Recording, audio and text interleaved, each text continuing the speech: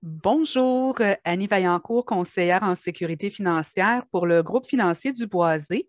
Geneviève Bélanger de Entrepreneurs au féminin m'a demandé de vous partager aujourd'hui un outil qui est essentiel pour les entrepreneurs, pour les personnes qui sont à leur compte, autant à travers autonome que les incorporations.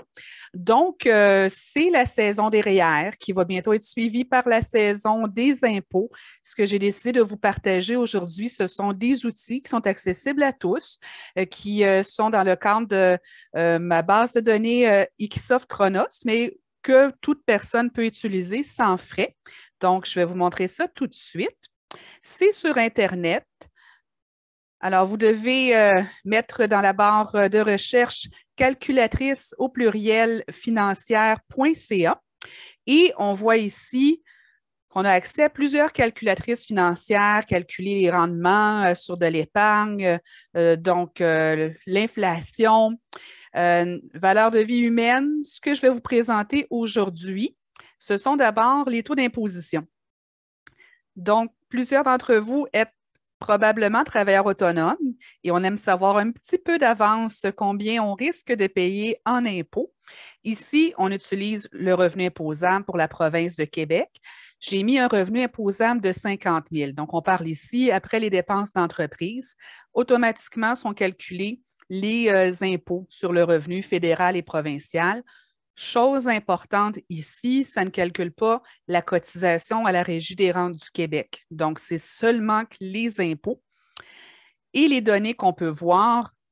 Le taux d'imposition moyen, mais c'est si on prend 50 000, 10 379,85, c'est 20,76 de 50 000. Donc, la moyenne d'impôt qu'on aura gagné sur son revenu.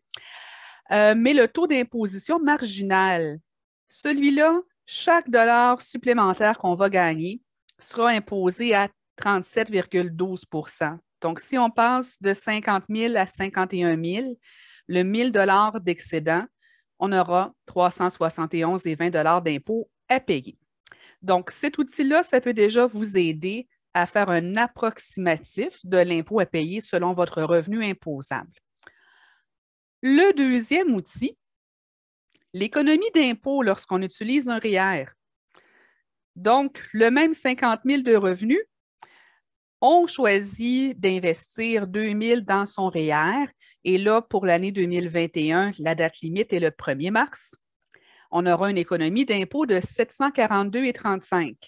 Donc, ce n'est pas nécessairement un retour d'impôt, il faut faire attention, c'est l'économie d'impôt. Si on est, exemple, salarié et qu'on a payé de l'impôt de façon régulière sur nos payes à chaque semaine, à chaque 2 semaines, et qu'on était vraiment égal au niveau de l'impôt à payer, là, ça sera un retour d'impôt qui nous sera envoyé. Par contre, si on est à son compte et qu'on a de l'impôt dû, ça sera de l'impôt en moins à payer. Il n'y aura pas de retour d'impôt nécessairement. Donc, c'était les petits outils que je voulais vous présenter aujourd'hui.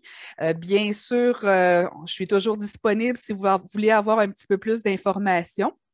De mon côté, vous pouvez visiter mon site web www.gfdb pour groupe financier duboisé.ca et prendre éventuellement rendez-vous avec moi. Toutes mes rencontres se font présentement par vidéoconférence avec le même outil qu'on voit à l'écran, donc par Zoom.